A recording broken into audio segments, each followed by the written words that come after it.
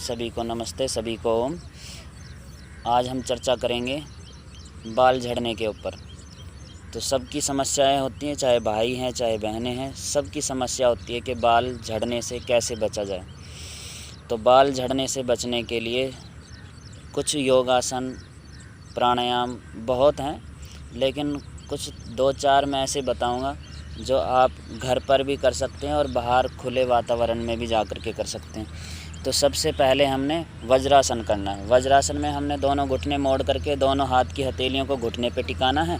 तो ये वज्रासन हो जाता है। इसको तो हम खाना खाने के बाद भी कर सकते हैं। और दूसरा है हमारा शीर्षासन। शीर्षासन के लिए हमने दोनों हाथों की ग्रिप बनानी है, सिर के ऊपर टिका करके, ज़मीन पे टिका करके रखना है।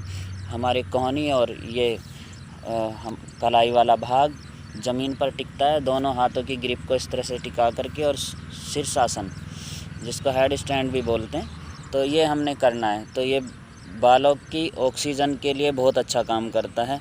अब जैसे हमने वज्रासन किया है और शीर्षासन किया है, इसी के साथ में हमने ताड़ासन भी कर लेना है, क्योंकि शीर्षासन जब हम करते हैं तो हमने ताड़ासन भी करना चाहिए। लेकिन ताड़ासन का बालों से इतना कोई संबंध नहीं है, लेकिन किसी भी अभ्यास को करते हैं तो उसका विपरीत करना बहुत ज़रूरी होता है। तो इसी के साथ में फिर हमने शशकासन करना है। शशकासन के लिए हमने वज्रासन में ही जैसे हम बैठते हैं, तो हमने दोनों हाथ की हथेली घुटनों पर टिका करके रखनी है, और फिर हमने दोनों हाथों को श्वास भरते हुए ऊपर ले जा करके और ज़मीन पर टिकाना है।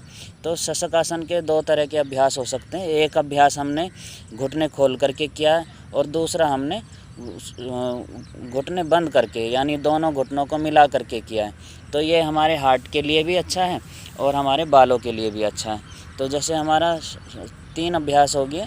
3 अभ्यासों के साथ में हमने फिर अपने हाथों की उंगलियों को आपस में रगड़ना है, नाखून को रगड़ना है आपस में और हमने कोशिश करनी है कि अपने अंगूठे को नहीं रगड़ना, सिर्फ चारों उंगलियों को इस तरह से हमने रगड़ना है। तो इसके रगड़ने से ये एक मैग्नेट, एक ऊर्जा एक ऐसी उत्पन्न होगी कि हमारे बालों के लिए बड़ी लाभकारी है। और इसके साथ साथ हम कोशिश करें कि हमारी सभी नस नाड़ियाँ और हमारा रक्त का प्रवाह सही से काम करता रहे।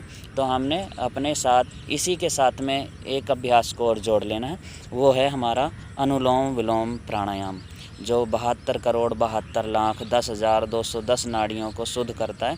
तो इतनी सारी जब नाड़ियाँ शुद्ध हो सकती हैं तो पूरे शरीर का नए ढंग से नया रूपांतरण हो सकता है। तो बाल तो क्या, पूरी बॉडी के अंदर अगर किसी तरह का हमारे शरीर में कोई दुष्प्रभाव आ रहा है तो उसको हम टाल सकते हैं। तो हमें ये सब कुछ आना चाहिए।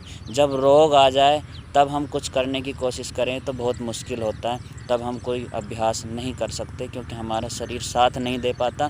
तो हम कोशिश करें कि जब हम शरीर से स्वस्थ रहें तो हम तभी से पहले से ही तैयारी कर लें और आने वाले समय में रोगों से बच सकें।